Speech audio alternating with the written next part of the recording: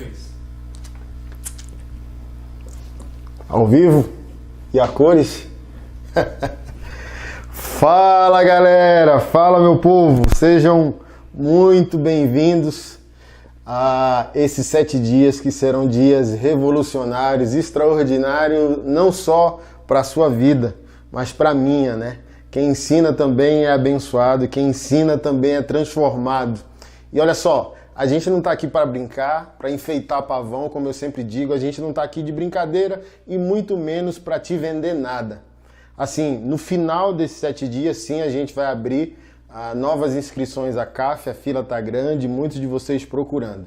Mas a gente está aqui por entender o seguinte, muitos de vocês me procuram, Pastor Anderson, me mentoria, Pastor Anderson, me pastoreia. Meu amigo, não dá, né? Quando a gente chega num estágio do ministério, não dá nem pra gente cuidar da nossa própria vida direito. Então não tá dando nem para eu cuidar da igreja local que eu pastoreio direito. Imagina de você no Brasil, por aí afora. Fora do Brasil, quantos de vocês? E nós precisamos entender que ferramentas como essa é um tipo de carta apostólica da nova geração. Se o apóstolo Paulo, se os apóstolos de Cristo estivessem aqui no século 21, meu amigo, eles não iam pegar o papiro, eles não iam pegar a pena para escrever uma carta, não. Eles estariam mandando um WhatsApp, eles estariam gravando um vídeo aqui no YouTube. Então a gente está aqui por causa da tua vida, com o comprometimento da tua transformação. Independente da CAF, o conteúdo não seria maior ou menor por causa disso. Então a gente não está aqui para brincar, a gente não está aqui para enfeitar pavão, a gente também não está aqui para agradar você, não. Fica quem quer, fica quem aguenta, o conteúdo vai ser apresentado, vai ser exposto. Se a minha jornada, a minha caminhada, a minha vida, a minha família, o meu ministério faz sentido para você, é com você que eu estou falando. Então, se não é com você que eu estou falando, vaza antes da gente começar aqui, que eu não tô para brincar não, e não quero gente aí de mimimi nos comentários não. Pega o beco e vai ouvir qualquer pastorzinho, teólogo dos ursinhos carinhosos aqui, que a gente está aqui para a tua transformação. Eu sou um pregador que emancipa, que dá poder. Não quero ninguém na minha bota, não tem um saco para gente dependente, para gente autocomiserativa. Os apóstolos, na carta de Atos dos Apóstolos, falaram, olha, não dá para orar, receber a palavra e servir a mesa. Então assim, ó, não tem, chega um dado momento da jornada da liderança cristã que não dá para você ser multitarefa. Então um cara como eu foi chamado para produzir a informação, produzir a palavra, expressar a palavra. Então não dá para fazer tudo. Então a minha porção no reino de Deus é justamente essa aqui, te dar a informação, te dar a palavra, te dar o rema, e te emancipar e não te infantilizar. Minha teologia e minha pregação não é para você ficar na minha bota, muito menos na bota de ninguém. É para pegar o que eu ensino, aplicar na sua vida e transformar. E é por isso que nós estamos aqui, é por isso que faz sentido o resgate desses 7 pilares, desses 7 fundamentos. Então, é o que faz sentido nos meus 22 anos de conversão, nos meus 15 anos de ministério, nos meus 13 anos de casamento com a Keila. É a vida radical pautada nesses 7 princípios que, se crido, recebido e praticado, transforma a vida de cada um de nós. Então, o que a gente vai fazer aqui é muito sério. Todo cristão sério precisa saber e aplicar o que a gente vai transmitir aqui nesses 7 dias, que serão dias extraordinários. Eu garanto para você que, se você estiver com o peito aberto, coração aberto, a mente aberta, sua vida, meu amigo e minha amiga, sem ser o Edir Macedo, não será a mesma. Eu não sei se você já percebeu essa nova geração infantilizada e vitimizada do século 21, que eu chamo de geração Nutella, geração leite com pera, a geração Quick, né, do leitinho cor-de-rosa, que foi gerada com a avó. Eles argumentam que estão na graça para fugir de responsabilidade, de crescer, de ser gente melhor em Deus. Mas quando eles querem justificar pecado, eles não conseguem usar ninguém do Novo Testamento. Eles só conseguem usar os homens e as mulheres de Deus no Antigo Testamento. Isso aqui é muito importante para nortear os nossos 7 dias aqui. Quando o assunto é pecado, fragilidade perpétua, porque uma coisa é você falhar num período da sua vida, outra coisa é você viver como um fracassado. Você tem um pai, criador de todas as coisas, e decidiu viver de qualquer maneira, como um fracassado, tendo um pai que é Deus soberano, criador e sustentador de todas as coisas. Olha que interessante. A igreja primitiva, meu amigo e minha amiga, era norteada por princípios. Então o nível de fragilidade desse povo era muito pequeno. É por isso que eles enfrentavam a morte com honra. Eu postei esses dias no meu Facebook. Olha, a igreja precisa mudar o foco do seu discipulado. Ela precisa convidar novamente os homens, as mulheres, o povo de Deus a morrer. Seja isso literal, seja isso metafórico. Mas hoje o evangelho é o evangelho fast food, o evangelho da bênção, o evangelho da conveniência e não mais o evangelho do sacrifício. Então imagina, o cara coloca a bondade de Deus em xeque porque não consegue pagar uma fatura de cartão. Imagina se essa pessoa está disposta a morrer por Jesus no campo missionário. Então olha só, quando o assunto é vulnerabilidade e vida no pecado, você só vai usar gente do Antigo Testamento. Eu quero que você me apresente um pecado moral sexual, por exemplo, dos apóstolos no Novo Testamento. Use o Novo Testamento, se você se gaba da graça. Usa o Novo Testamento para dizer que os nossos irmãos ali na igreja primitiva viveram de qualquer maneira. Foram superficiais no seu relacionamento com Deus e no seu relacionamento com a vida. Não vai ter um.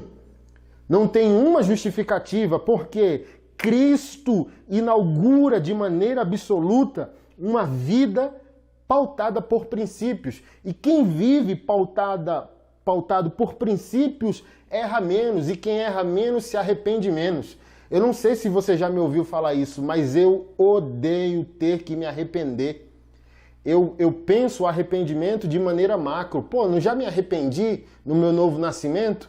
Por que eu tenho que viver pedindo desculpa a Deus, as pessoas e a minha esposa pela mesma coisa, pelo mesmo vacilo? Imagina, 22 anos que eu nasci de novo. A Bíblia diz em 2 Coríntios capítulo 5, do verso 17 ao verso 21, todas as coisas velhas se passaram, eis que tudo se fez novo. Então, se eu pecar hoje, eu, Anderson, 22 anos depois da minha conversão, até o meu pecado tem que ser diferente ao pecado que eu pratiquei há 22 anos atrás. Mas tem gente, irmão, numa vitimização, numa falência moral, numa falência de vida, 20 anos, 30 anos na fé, e Jesus não faz a mínima diferença na vida dessas pessoas. Não é que essas pessoas não amam Jesus, não é que essas pessoas não são amadas por Jesus. É porque essas pessoas não vivem pautadas em princípios. Os princípios evitam as crises. E mesmo que as crises chegam, uma vida pautada em princípios te faz ter força, capacidade, inteligência para encarar o problema de uma outra maneira. Então, você percebe que a igreja primitiva ela tinha uma fibra diferente. Por quê? Porque os princípios que Jesus deixou estavam vívidos. E parece que quanto mais o tempo passa, a vida por princípios, a vida por propósitos, ela vai se diluindo. E hoje eu estava conversando com amigos algo interessante. Os treinadores, né? Os psicólogos, psiquiatras ou até os coaches assim de grande renome, não sei se você percebeu, mas eles começaram a perceber que os grandes valores de transformação humana estão nos princípios primitivos. Então eles estão indo na história, principalmente na história relatada pelas Sagradas Escrituras, para cavar preciosidades, para cavar princípios. Então, às vezes, tem um cara aí, especialista em treinamento, vai falar de um princípio disruptivo que transforma a vida das pessoas e, no fundo, é um princípio da palavra, um princípio das Escrituras. Porque, olha só, falando da igreja primitiva novamente, como ela era forte, o caráter dos sacerdotes, dos pastores da igreja de Atos, dos apóstolos da igreja de Atos era muito diferente comparado a hoje, século 21. Por quê? Porque quando você vive por princípios, você tem moral para conseguir questionar ao outro e a si mesmo.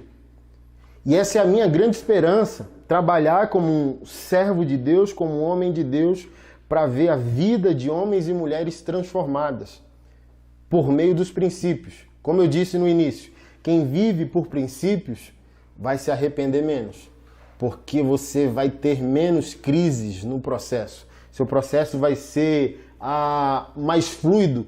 E como uma vida sem princípios pode impactar a sociedade? É só você olhar hoje a crise que a gente vive. Porque a desconstrução filosófica, principalmente das filosofias humanistas ateístas que se encaixam mais nas políticas de esquerda, a moda é a desconstrução. Como dizem aí na gíria, a moda é a lacração. Quanto mais você desconstrói edifícios morais históricos, para essa sociedade mais intelectual. Como diz o filósofo brasileiro, né? O Pondé. Os inteligentinhos. Então é moda desconstruir, é moda viver sem princípios, é moda viver livre, viver sem amarras. E eu pergunto para você de uma maneira prática, como que está a sociedade? Como que está a sociedade? Porque para nós, como povo de Deus, para nós, como igreja do Senhor, os princípios é a matéria-prima da moral de uma vida cristã. São os princípios que norteiam nossa vida com Deus, nossa vida com o outro, nossa vida como igreja e a nossa vida na sociedade, como a gente impacta essa sociedade. Então, observa aí como foi as nossas reações tão distintas como o povo evangélico, a opinião não é a mesma, sobre o aborto, a morte das 2 crianças. Porque no final das contas, as 2 crianças morreram. Agora, por causa de princípios, fundamentos, a percepção sobre o mesmo assunto é distinta. Há quem se escandalize com o estupro, há quem se escandaliza com o aborto, há quem não se escandaliza com coisa nenhuma e há aquele que fez de conta que não viu. Mas o que eu sempre digo, olha, somente uma igreja e um cristão que vive pautado por princípios, ele não vai se escandalizar com efeitos, porque ele trabalha com as causas. Enquanto a igreja não decidir e o cristão não decidir viver pautado em princípios, ele não vai fazer parte da equação. E ele sempre está reclamando do resultado. Então, por exemplo, reclamamos da política. Mas para a maioria de nós, política é coisa do diabo. Então, como que eu posso reclamar de algo que eu não me envolvo? E por que não me envolvo?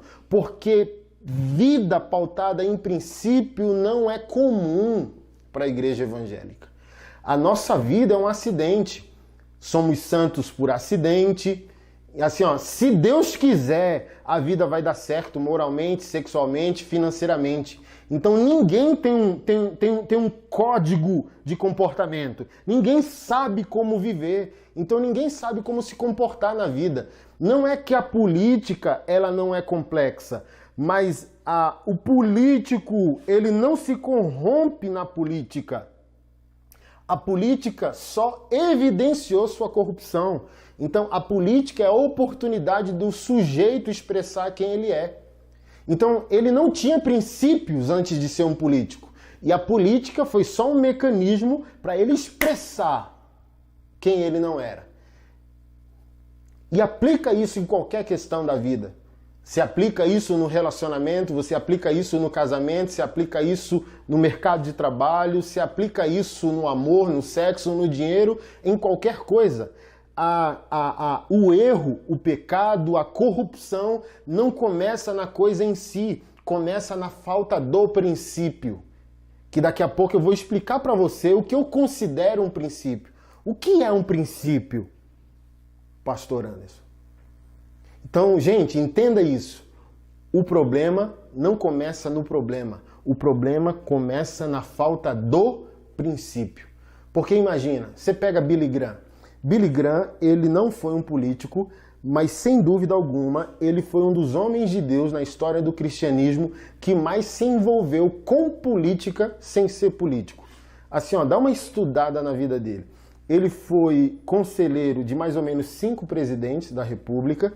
Ele tinha uma moral tão firme, tão ilibado, que ele conseguia transitar nos meios, né, conservadores e nos meios progressistas de esquerda.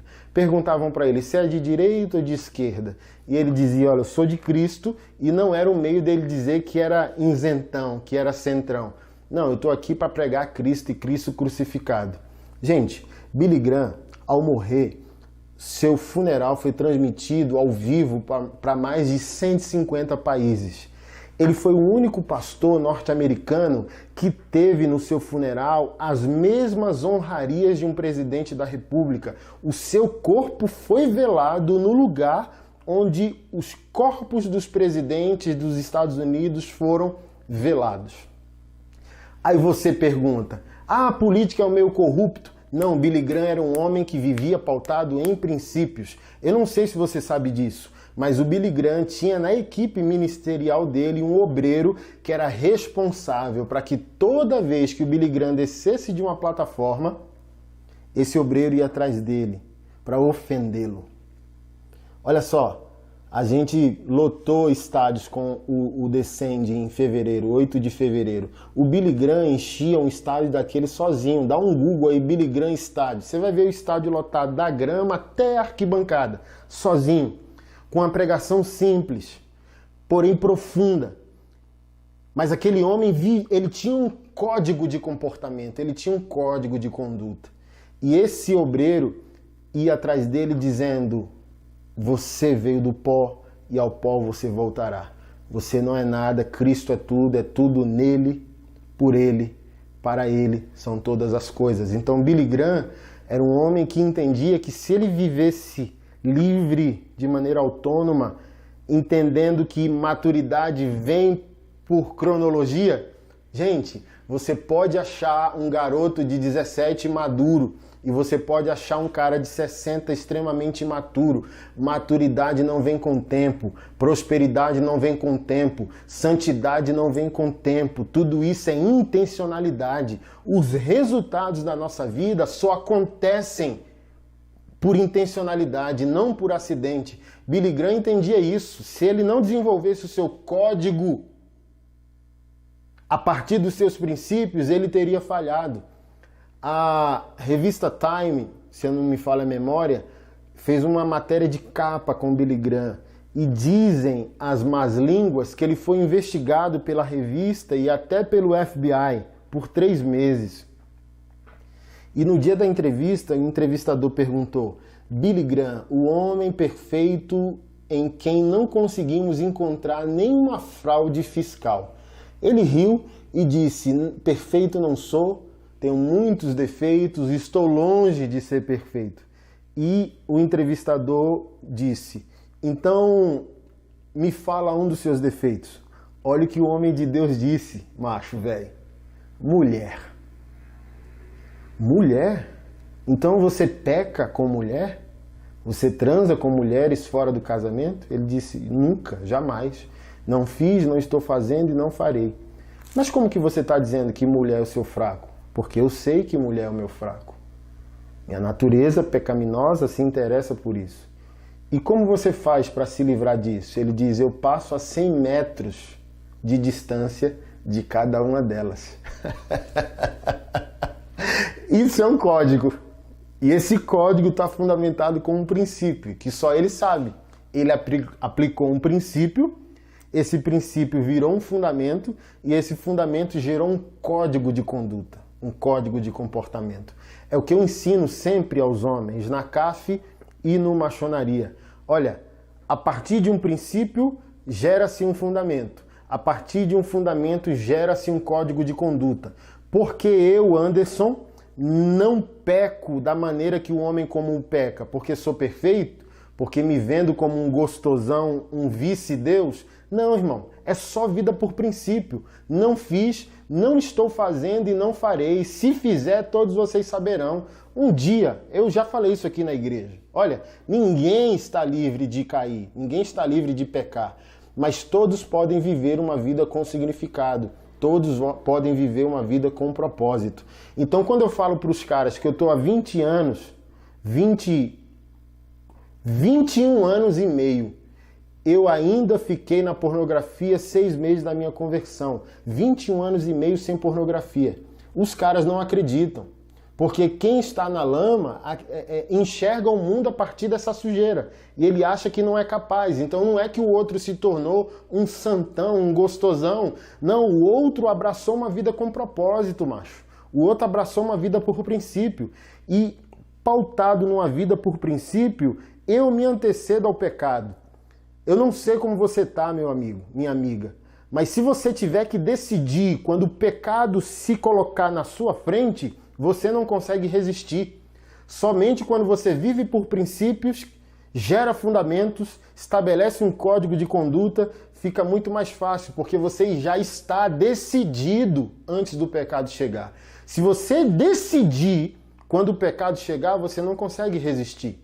Eu sempre dou esse exemplo aqui. Olha, um dia o aluguel da igreja local que eu pastoreio estava atrasado. Um pastor da minha cidade me ligou dizendo que havia um deputado com uma verba de 490 mil reais.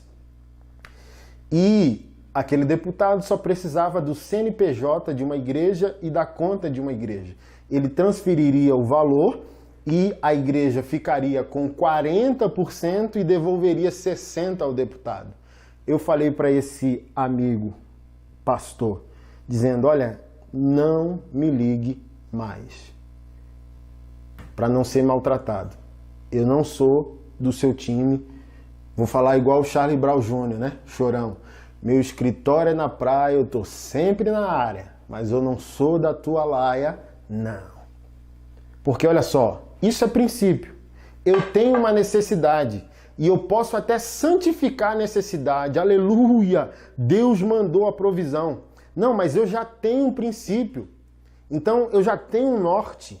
Eu sei o que é errado, eu sei o que é certo. Então a circunstância e a proposta não vão fazer sentido para alguém que vive com propósito. Olha só para você ter noção, eu estou aqui, continuo sendo o pastor Anderson. E até então você não tem que falar nada da minha conduta. Somente que você concorda ou discorda do tom da minha voz, tá? Mas, por exemplo, a igreja desse pastor que me propôs isso, acabou, fechou. Por quê? Porque o reino de Deus é estabelecido por propósitos. E quem não vive por propósitos será tragado muito em breve. Porque assim, ó, fica firme igual prego no angu. Ou seja, não fica firme. Vai ceder. Se serve a Deus por um salário, por um resultado, vai servir o diabo por um resultado melhor. É simples assim. Agora, se você é norteado por princípio, você tem resultado? Tem. Você tem colheita? Tem. Na hora certa, no momento certo, Deus estabelece a curva que a sua vida precisa fazer. E a gente está colhendo essa geração aí, ó. Essa questão do aborto das crianças é uma das situações, mas quantas pessoas aí aflitas, ansiosas, os índices de depressão e suicídio na Lua. Até 2030, a depressão se tornará o mal, a enfermidade do século. E de onde está vindo tanta ansiedade, tanta frustração, tanta depressão, tanto suicídio? Fundamentos. As pessoas não entendem que precisam viver por propósitos. E quando a vida delas se vê sem sentido, elas perdem a esperança. E vê uma água aí, né, por favor. Então vamos lá. Pastor, então o que é o resgate dos 7 princípios? Então não sei se você prestou atenção, os 7 princípios: Deus, família, masculinidade, feminilidade, amoralidade, amor e sexo e dinheiro. Para mim, são os 7 princípios que, cridos, aplicados e entendidos, rompem a nossa vida, tá? Os princípios são infinitos, mas na minha leitura, esses 7 são os princípios elementares e fundamentais. Eles compreendidos, por exemplo, hoje é Deus, daqui a pouco a gente vai entrar, né? Deus é o teu Criador, o teu Redentor, o teu Rei, o teu Senhor, e também decidiu ser o teu Pai. Então Deus tem primazia absoluta na tua vida. Tu deveria estar aqui, na mão dele. Ele é tudo em todos. O universo, a vida, a existência foi gerada nele. Deus não existe. Chega um ateu, chega um agnóstico e diz: olha, Deus não existe. Aí eu digo: concordo. E eles: como assim? Você não é crente? Sim. Quem existe foi criado. Deus não foi criado. Portanto, Deus não existe. Ok? Deus é autoexistente, autossuficiente, absoluto sobre todos nós. Então, quando você blasfema a sua relação com um princípio, porque ele é o princípio, não existe nada antes de Deus. Deus é. Não lembra de Moisés? Moisés disse: o que eu vou dizer sobre ti ao povo? Eu sou. E o sentido hebraico dessa palavra é: fui, sou, continuarei sendo, serei para sempre. Serei eternamente o que sou. Eu sou. Ponto final. Então, quem existe somos nós que fomos criados. Deus não existe porque Deus não foi criado. A partir desse primeiro e absoluto fundamento, a gente entende que a família... Só me dá um tempinho aqui para eu reabastecer.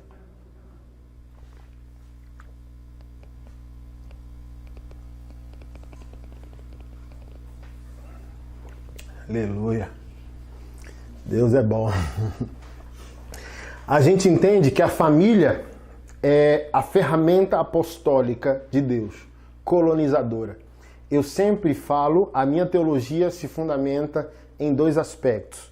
O sentido apostólico, ele tem a função redentiva no Novo Testamento e ele tem a função colonizadora no Antigo Testamento. Sem o pecado, éramos apostólicos, criados à imagem e semelhança de Deus para estender essa graça por toda a criação. Pecamos. E depois do pecado, o apostólico, né, que começa na igreja do Novo Testamento, é o poder de Deus para redimir.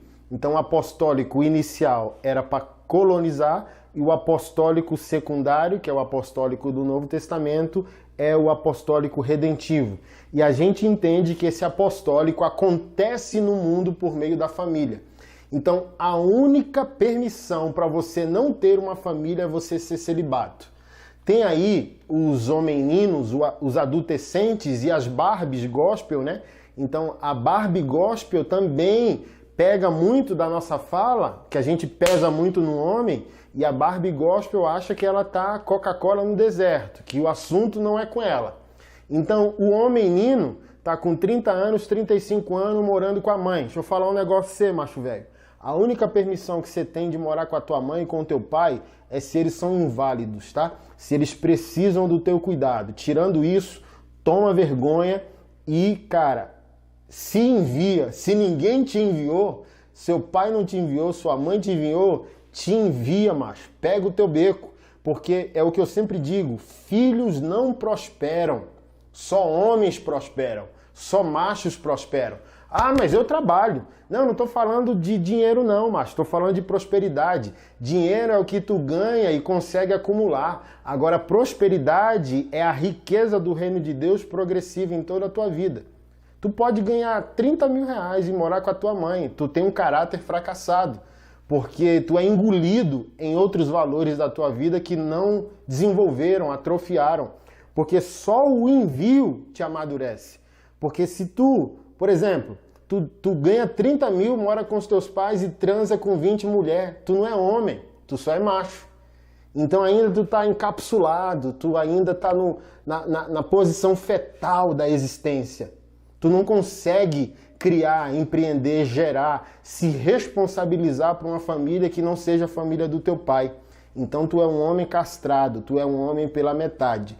E a Barbie Gospel, ela tá faltando o homem de Deus. Mas a Lindinha, ela quer começar a vida no padrão que o pai dela tá terminando. O pai dela demorou 30, 40 anos para construir o patrimônio dele. E a Lindinha de Jesus, como eu digo, a Piri Gospel, ela quer começar a vida sobre os ombros do pai. Pergunta se ela quer casar com um homem de Deus que não tem a cama, só o colchão. Pergunta se ela quer casar com um cara que hoje está em cima de uma moto entregando Uber Eats, mas é um homem de Deus. E onde há um homem de Deus, há um leão. E onde há um leão, há conquista, há progresso, há empreendimento, há visão. O cara pode estar em cima de uma moto no Uber Eats. E isso não é indigno. Mas para algumas, Barbie Gospel é. Né? Mas vamos lá. Antes que eu me irrite aqui. O cara quer usar John Stott, foi celibato, quer usar Paulo e Jesus, mas Jesus não casou. Paulo não casou, mas Paulo também não ficou comendo todo mundo da igreja não, irmão. Então a única permissão para você não ter uma família e cumprir o plano apostólico de Deus para a sua vida é ser celibato. E celibato não é ficar solteiro praçando o rodo, é ficar eunuco para a glória de Jesus. E entendendo esse conceito apostólico da família, inevitavelmente você se conhece como mulher, você se conhece como homem. E você entende o sentido moral da vida. Por que a moralidade? A moralidade é diferente de imoralidade. Tem a moralidade, que é o valor, tem a imoralidade, que é a falta de valor, e tem a amoralidade. O que é a verdade? Então, por exemplo, essa questão do aborto pode ser aplicada no sentido de amoralidade. Cada um tem uma sentença. O imoral tem uma sentença. Eu vi hoje um padre responsabilizando a garota de 10 anos. Como assim? Foi abusada dos 6 aos 10 e não falou. Ela foi que gostou. Um padre, um maldito padre, pode investigar que é um cara sem princípios e provavelmente um pedófilo maldito. Então a amoralidade é a indefinição do que é verdade, é o abstrato. Chesterton, um teólogo católico, disse: chegará o dia que nós teremos que provar que a grama é verde. Mas não é esse apenas o problema. A amoralidade vai dizer: o que é grama? Porque cada um pode ter a sua definição de grama. Olha, essa caneca é preta. Não, depende. O que é preto? E se pro outro for azul?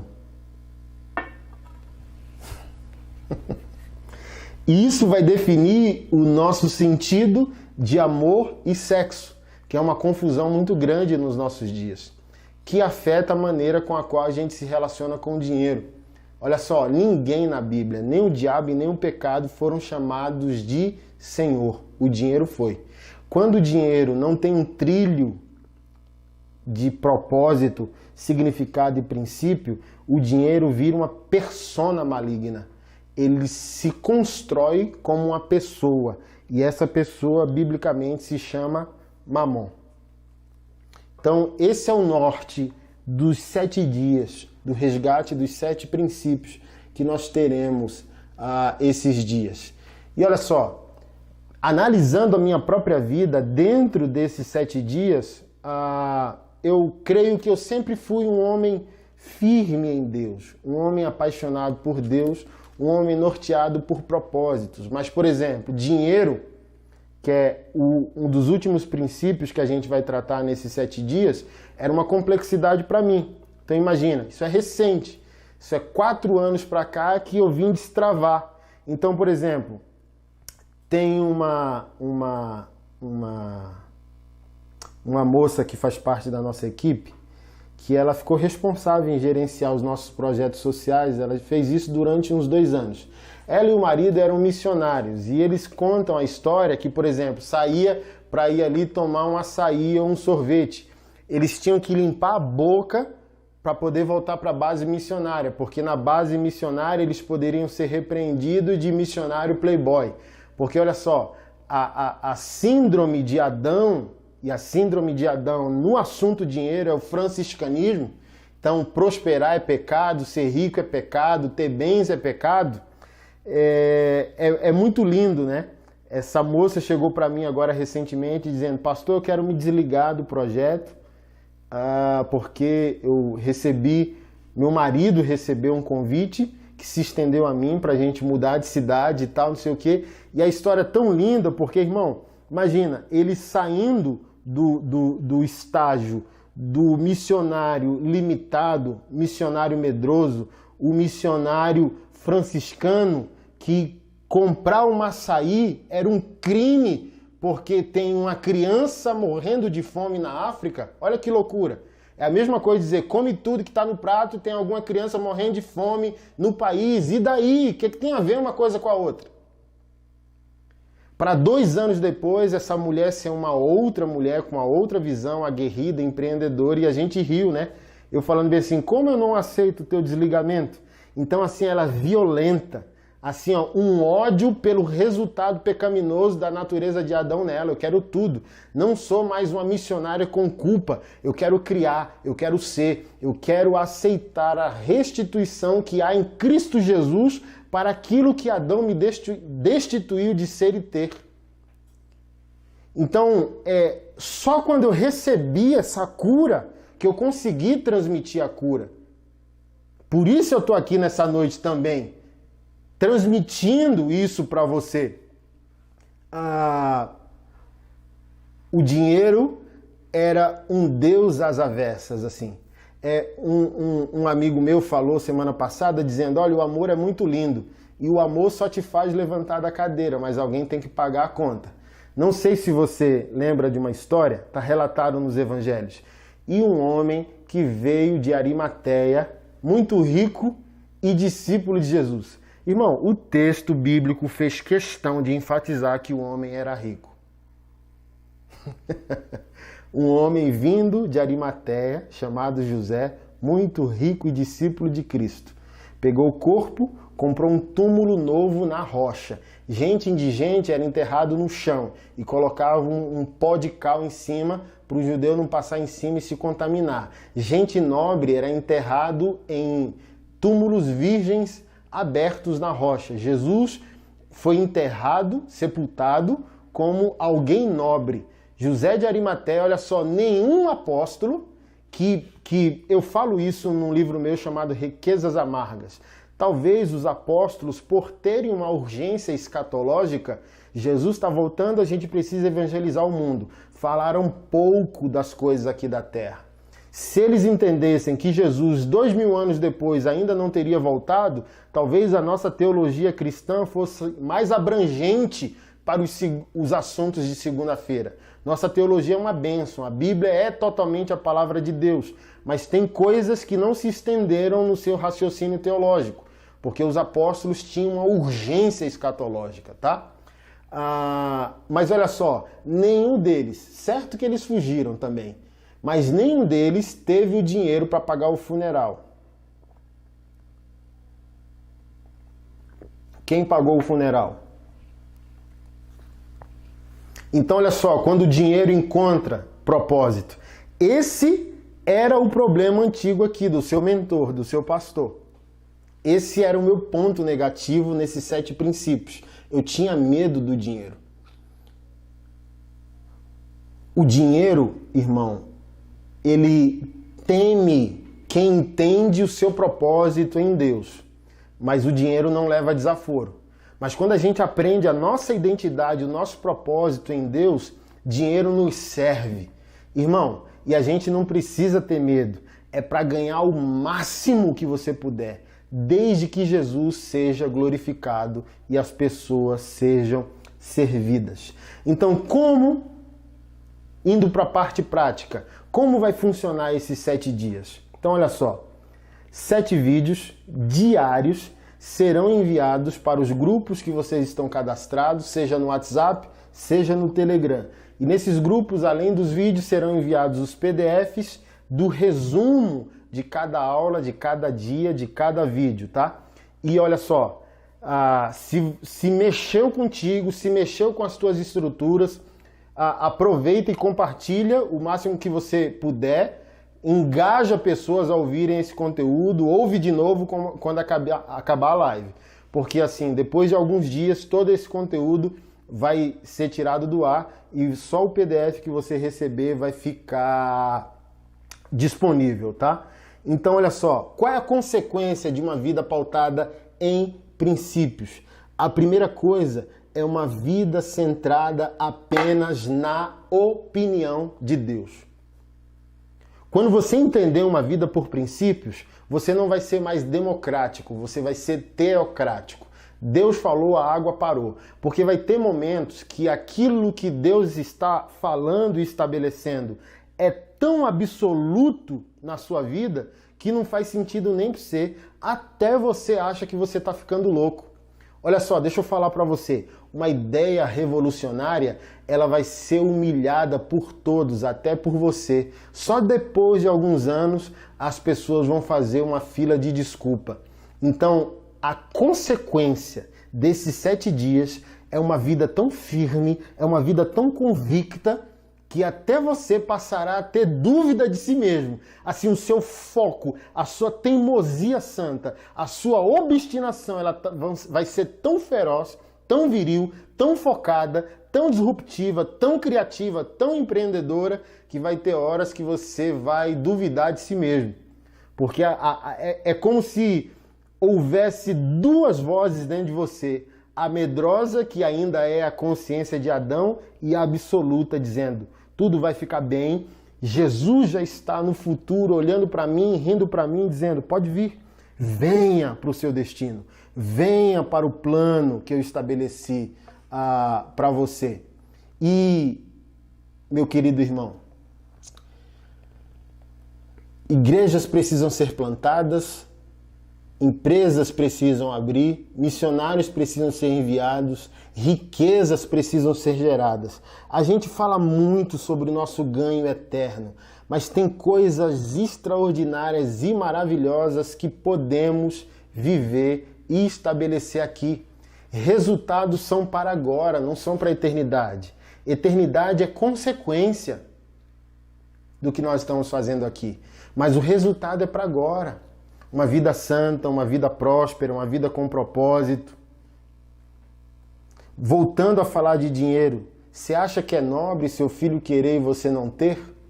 Mas olha só, se você só quer ser salvo para a vida eterna, para Jesus tudo bem, ele não vai se meter numa área que você não quer desenvolver. Se você só quer ser salvo, tudo bem.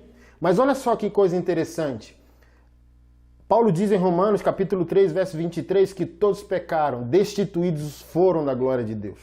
Eu preguei isso aqui domingo na igreja. Eu só posso entender que eu fui destituído se eu entender que eu fui instituído. Instituí, recebi essa caneca, ela é minha. Destituído, tomaram de mim essa caneca. Então, olha só que coisa interessante. Para eu perder a caneca, eu tenho que entender que a caneca era minha. Então eu perdi a glória de Deus no pecado do meu pai primitivo Adão. Mas o segundo Adão, segundo Paulo, segundo e último Adão, que é Cristo, 1 Coríntios capítulo 15, verso 22 e verso 45, fala que Jesus é o último Adão. Esse último Adão foi para a cruz para devolver a mim tudo o que eu seria, teria e poderia se o meu pai primitivo Adão não tivesse pecado. E isso fala de resultado. Se eu vou voltar a ser o que eu seria se o meu pai Adão não tivesse pecado, Então imagina, meu caráter volta para o lugar, minha sexualidade volta para o lugar, minha inteligência volta para o lugar. Irmão, deixa eu falar um negócio sério. Eu me converti aos 19 anos, um jovem maconheiro, skatista burro, que nunca conseguia fechar um raciocínio e ler um livro. E eu estou indo para o meu 10º livro, lançado depois de Cristo. Por quê? Porque em Cristo a inteligência que eu teria se Adão não tivesse pecado me foi devolvida. Então se você me acha um cara criativo e inteligente, deixa eu falar algo para você, não nasceu comigo. Me foi dado no meu novo nascimento. Em Cristo Jesus eu fui restituído para ser o que eu fui criado para ser. Então, Jesus só vai se interessar em devolver para você algo se você tiver interesse em receber. Por isso eu quero te nortear por esses 7 princípios. Porque se você crer e receber, já era! Já era! É só contabilizar o ganho para agora. Ganho em todas as esferas, resultados em todas as esferas. Para a tua vida, para a tua família, para o teu ministério, para a tua igreja local e para a sociedade que está ao teu redor. E olha só, hoje essa aula está aberta para todos, mas a partir de amanhã todo o conteúdo ele vai ser restrito e privado só para quem se cadastrou. Então, se você não está cadastrado, você vai no link da bio do meu perfil no Instagram, andersonsilva_org, ou no perfil da CAF, da Comunidade Antifrágeis, que é a nossa comunidade mundial e online. E você vai lá, Comunidade Antifrágeis, no link na bio, clica, se cadastra com seu nome, e-mail, telefone, e a partir de amanhã vai ser só para quem está cadastrado, porque eu preciso rasgar o verbo. E às vezes, publicamente, a gente tem que se limitar por causa dos ursinhos carinhosos. Tem gente que não aguenta pancadaria. Então, numa plataforma privada, só vai estar quem quer e só vai estar quem aguenta. Não vai estar gente lá reclamando, mimimi, tá doendo, não concordo. Não, é pancadaria. Então eu posso rasgar o verbo, falar tudo e você não vai reclamar. Se você está doente e clama a Deus por medicina, você não pode reclamar de que tipo de remédio Deus quer te dar para te curar. Então o meu convite a esses 7 dias é: você vai tomar o remédio. Não reclame. Se você pediu a Deus o remédio, não diga para Deus que remédio você quer tomar. É como se você precisasse de quimioterapia, mas quisesse ainda ali ai meu Deus, eu quero só uma dipirona. Não, irmão, é químio, é radioterapia, é para resolver a raiz do problema. Então, se inscreve. Se não se inscreveu, esteja com a gente amanhã, porque vai ser privado e só Anderson Silva, tiro, porrada e bomba. Então vamos lá, para a gente começar a desenvolver o princípio de hoje, que é Deus. Pastor Anderson, o que é um princípio? Irmão, o princípio é aquilo que antecede um comportamento. Perguntei nada, Siri. Tem água aqui, ó. Aleluia. Deus é bom. Dê uma pausinha aí, viu, amado e amada?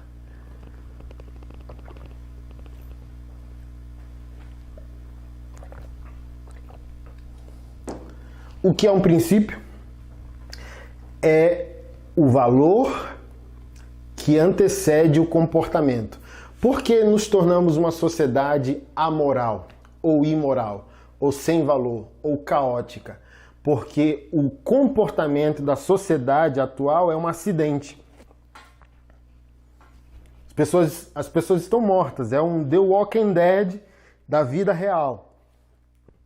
As pessoas não são zumbis, como na ficção, mas são zumbis morais. Não sabem quem são, não sabem como viver. Então, princípio é o que antecede um comportamento. É o que norteia um comportamento. Então, por exemplo, como eu falei no início, o primeiro e absoluto princípio, Deus. Porque é assim, ó, é a metáfora do iPhone. Meu iPhone é o 11. iPhone 11 Plus. Eu pergunto para os adolescentes, eu raramente prego para adolescente, mas quando eu prego eu gosto desse exemplo. Olha, se você fosse um equipamento, você gostaria de ser um iPhone 11 Plus? Aí os adolescentes, ai, gostaria, aleluia, que legal. Então tá. O que é o Evangelho? O Evangelho é a notícia de que Adão, um cara chamado Adão, veio de madrugada e roubou o carregador do iPhone. Roubou a tua fonte de existência. Mas o iPhone, ele está com a carga completa, ele está 100%. Aí o iPhone, que somos nós, na nossa arrogância e na nossa autossuficiência, diz ao mensageiro, pouco importa o que Adão, o ladrão Adão fez. Dá nada, porque você está 100%. E a vida seguiu. E você foi viver a vida. E a carga foi baixando de 100 para 90. De 90 para 70. De 70 para 30. De 30 para 15. De 15 para 10. De 10 para 5. 3, 2, 1. Bum! Acabou a carga. Aí eu pergunto para esses adolescentes. De que adianta ser um iPhone Plus 11 se você não tem mais a possibilidade de ser quem você foi criado para ser? É aqui que eu quero te nortear no primeiro princípio. Deus é a energia. O carregador é o dom de Deus. E você é o iPhone. A energia continua a existir?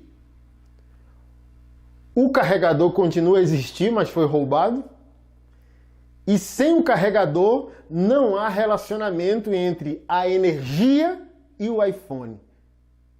E é isso que a gente está vivendo. A gente está vivendo como um aparelho desligado. Ou não está vivendo porque está desligado. Então a gente não vive, a gente sobrevive.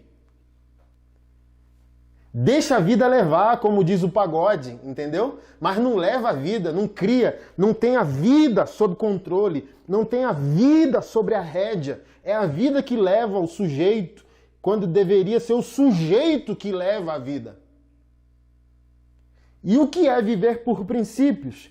É clamar a Deus para que o carregador seja devolvido e mesmo que não seja, a própria energia possa ser transmitida a nós. E a gente volte a ter carga completa, a entender quem nós somos. Porque só quando a carga volta que a gente consegue acessar todas as nossas funcionalidades.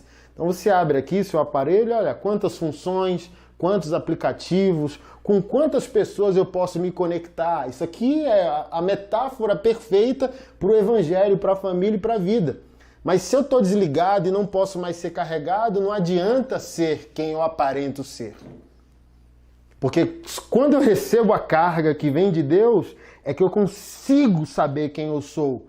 Que eu consigo saber para quem eu fui criado. Hoje, eu estava numa reunião com amigos e assim, parece simples, mas é surreal. Qual é o propósito fundamental da nossa existência?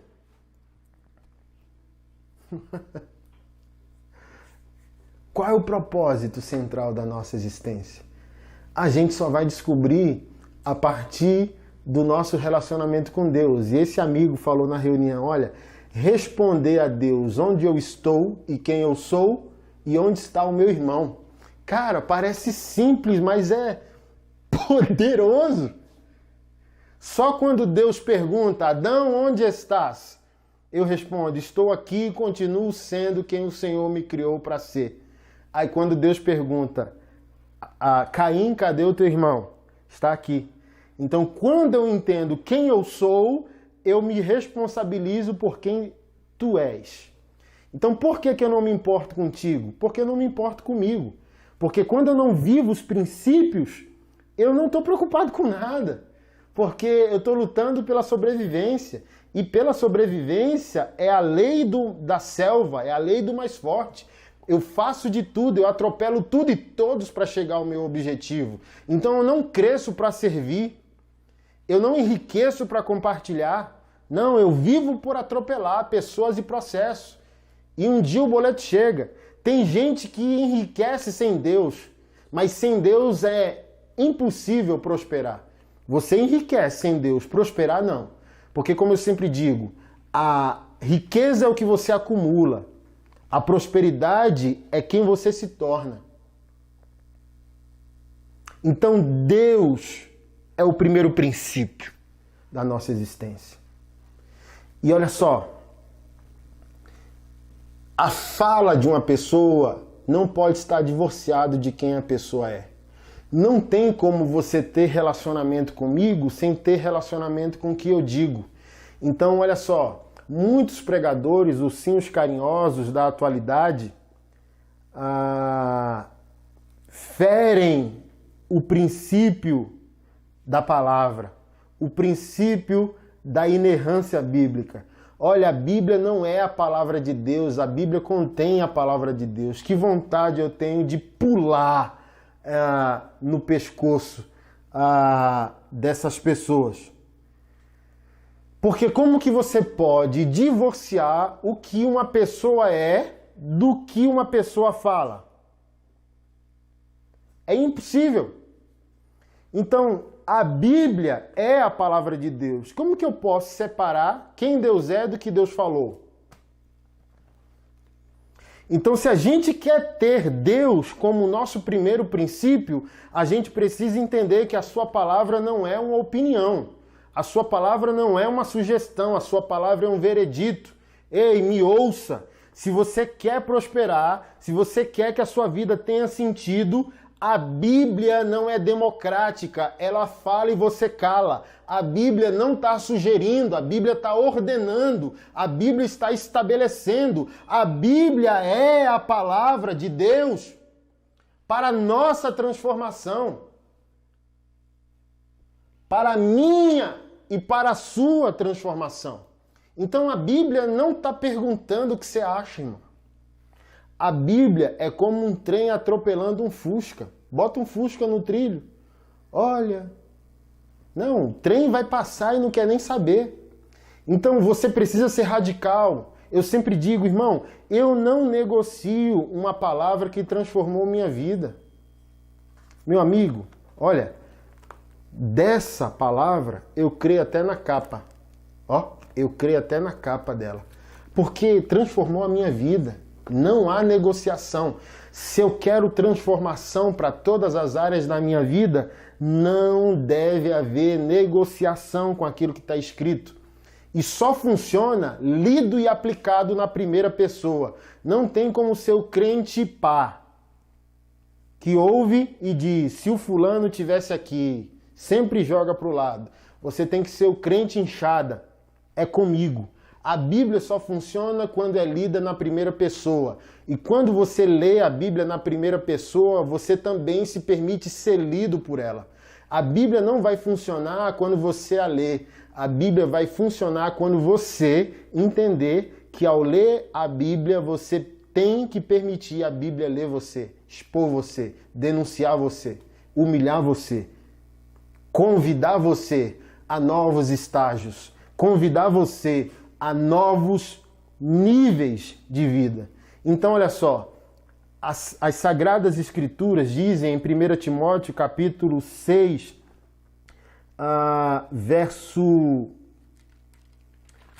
capítulo 3, desculpa, deixa eu encontrar aqui.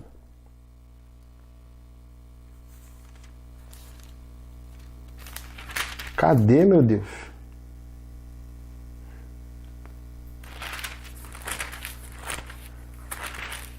Cadê você? Ah, tá. 2 Timóteo, desculpa. 2 Timóteo, capítulo 3, verso 16, está escrito: toda a escritura sagrada é inspirada por Deus e útil para o ensino, olha só, para o ensino, ensinar o que deveria ser feito, para repreensão, para dizer o que está sendo feito de errado, para correção, para trazer para o trilho do que deveria ser certo, para a educação, e educar previne o erro, evita novos arrependimentos, porque quem se educa erra menos, quem erra menos se arrepende menos. Na justiça, a fim de que o servo de Deus seja perfeito. É a palavra grega teleios, todo, completo, completou o download. Download de 0 a 100. Tem gente que está satisfeito com 10% do download, que é a salvação para a vida eterna. Mas Paulo disse, desenvolve a tua salvação com temor e tremor, completa o download, deixa o negócio ir até os 100%. Seja perfeito. Irmão, perfeito. Então a gente não pode usar a graça como muleta para foi mal Deus, de novo. 30 vezes o mesmo pecado. Ô minha esposa, me perdoa de novo, 40 vezes o mesmo pecado. Perfeito, está escrito, a fim de que o servo de Deus seja perfeito e perfeitamente habilitado para toda boa obra. Ah, eu não sei, se Deus quiser, olha o convite, toda a Sagrada Escritura é inspirada por Deus e útil para o ensino, repreensão, correção, educação na justiça, a fim de que o servo de Deus seja perfeito e perfeitamente habilitado para toda boa obra. Então, quando você negocia isso aqui, você morre. Você não consegue alcançar o que você foi criado para ser, o que você poderia ser em Deus.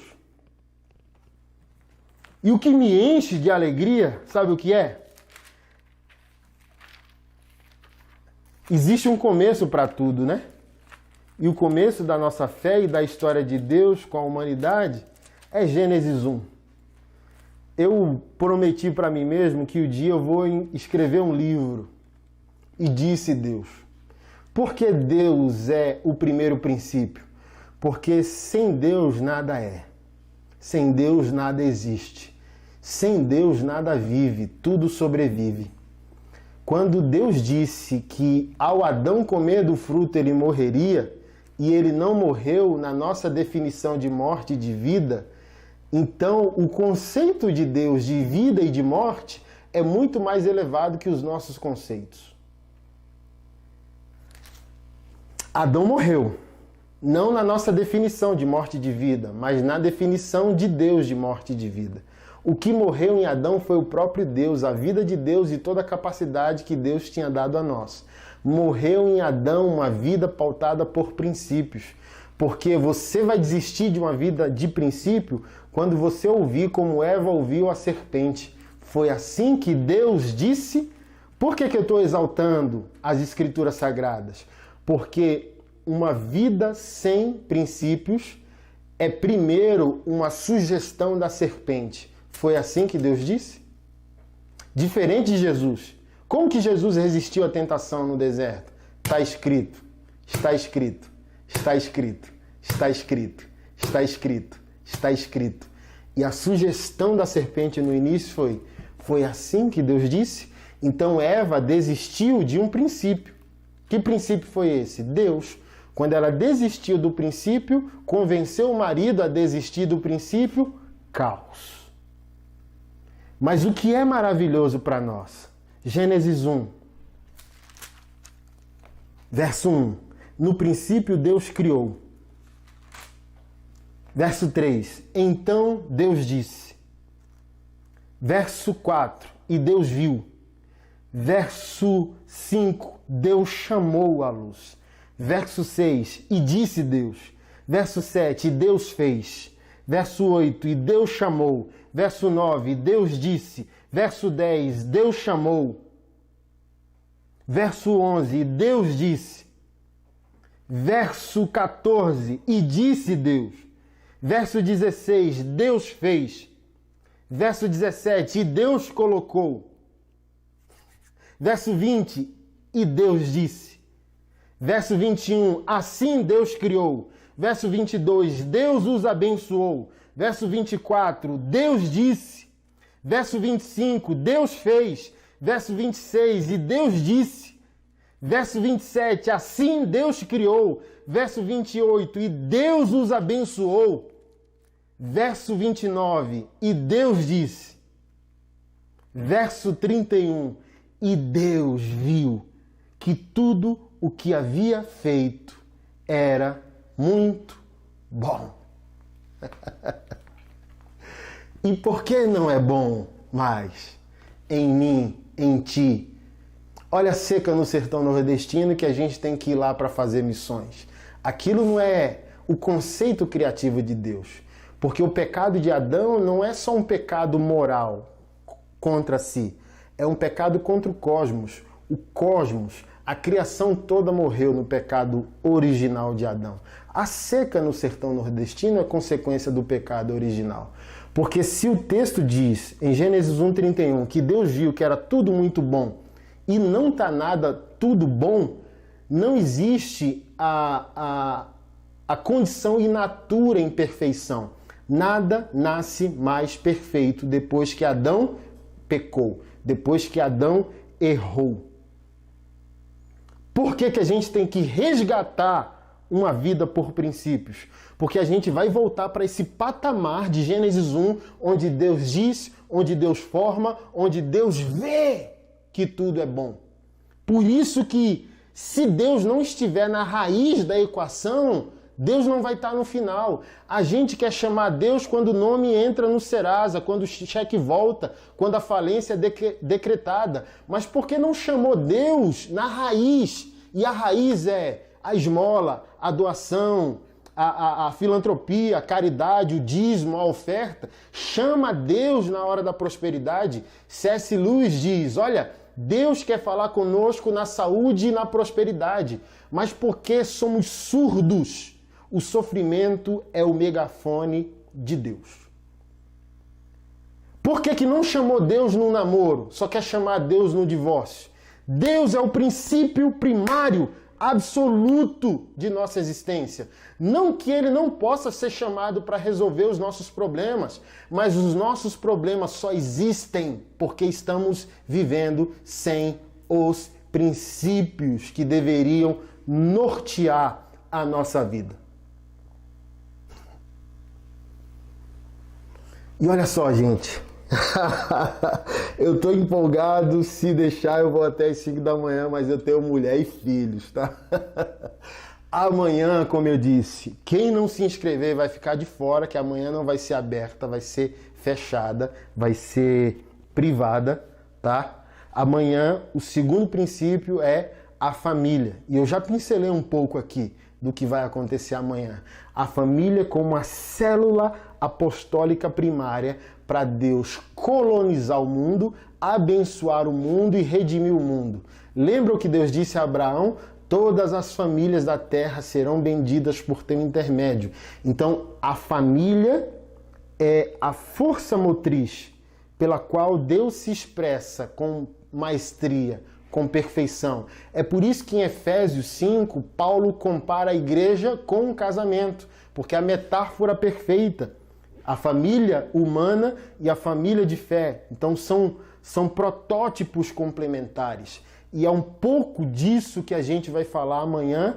E você não pode ser bobo, não fica de fora, vai ser só para aqueles que estão cadastrados na nossa plataforma. Então vai no link da bio aí, do meu Instagram, andersonsilva_org, ou na bio da comunidade Antifrágeis. Clica lá, se cadastra com seu nome, e-mail, telefone, tá bom? Tarefa de casa, a partir de hoje. Então, além do conceito que eu vou lançar, que é o princípio, no outro dia você já precisa acordar comprometido com esse conceito. Então, amanhã, eu ia colocar cedo, mas eu não vou maltratar você não, principalmente se você tem crianças. Então, eu ia colocar para 4 da manhã. Não vou colocar não. Então, assim, ó, quem acorda às 6, 6, quem acorda às 7, 7. Vou ser tolerante no primeiro dia com você. Então, coloca a meta para amanhã. Ou acorda às 6 da manhã, ou acorda às 7 da manhã, para começar com a tua família estabelecer os princípios. Então, olha só, a início, a tua família vai te ver com desconfiança. Nossa, 10 anos, olha só, 10 anos de omissão não vão ser resolvidos por um dia de decisão. Não desista. Resgatar esses princípios é caro. Não é porque você vai aceitar esses 7 princípios que o outro vai ser obrigado a te aceitar. Por exemplo, casamentos em crise. Você vai aceitar os 7 princípios? Glória a Deus por isso. Mas não ache que o outro é obrigado a crer em você imediatamente. Você tem que fazer o resgate da confiança. Então, você nunca orou em casa, você nunca adorou, você nunca agradeceu pelo alimento na mesa. Então, todo mundo vai achar estranho, você nunca leu Bíblia. Então, não precisa, ser radical para praticar, porque se a rejeição também for grande, a sua radicalidade em também chutar o balde vai ser grande. Então, vamos começar devagar. Se a omissão foi grande, a resistência também vai ser grande. Então você vai, a partir de amanhã, às 6 ou às 7, progressivamente convidar a sua família a fazer parte dos 7 princípios. Então, começa com isso. Acorda cedo, prepara a mesa. A mesa é um altar. A mesa posta para a tua família é um altar onde Deus pode fazer o resgate dos teus amados. Então, não precisa ser só as mulheres, nós homens podemos fazer isso sim. Acordar cedo, pôr a mesa, fazer o café da manhã. Quando os teus amados acordarem, a mesa está posta. Não deixa um comer, pegar comida, ir para o sofá, ir para a TV. Não, junta todo mundo na mesa. Lê um texto bíblico, dão as mãos, oram juntos, adoram juntos, agradecem ao Senhor juntos. E são assim mudanças de hábitos que parecem ser simples, mas são extremamente poderosos no resgate desses 7 princípios, tá bom? Foi uma honra imensa estar com você aqui nesse primeiro dia, nessa noite. Espero fazer sentido para você, espero provocar a sua ira. Se você não ficar irado com tudo aquilo que você ouviu, você não desperta a mudança não. Eu não estou aqui para fazer você feliz, é o que eu sempre digo. A única pessoa que te quer feliz é o diabo. Quando Jesus voltar, não vai perguntar se você foi feliz, vai perguntar se você obedeceu. Só existe felicidade para nós depois da obediência. E a obediência se dá pelo resgate dos 7 princípios. Então aqui eu não estou comprometido em fazer você rir não, macho. Estou aqui comprometido com a tua transformação, tá bom? Dorme bem, um beijo para os irmãos, um aperto de mão nas irmãs, durma bem e a gente se vê amanhã aqui novamente às 21 horas. Você vai receber ou na comunidade no WhatsApp ou no Telegram ou no seu e-mail o link privado do nosso segundo encontro amanhã, segundo princípio, família. Então, se fez sentido para você, se incomodou você, espalhe essa boa notícia com pessoas que você ama e convida essa galera para estar junto com a gente aí nos próximos 6 dias, tá bom? Deus te abençoe, um beijo, a gente se vê amanhã.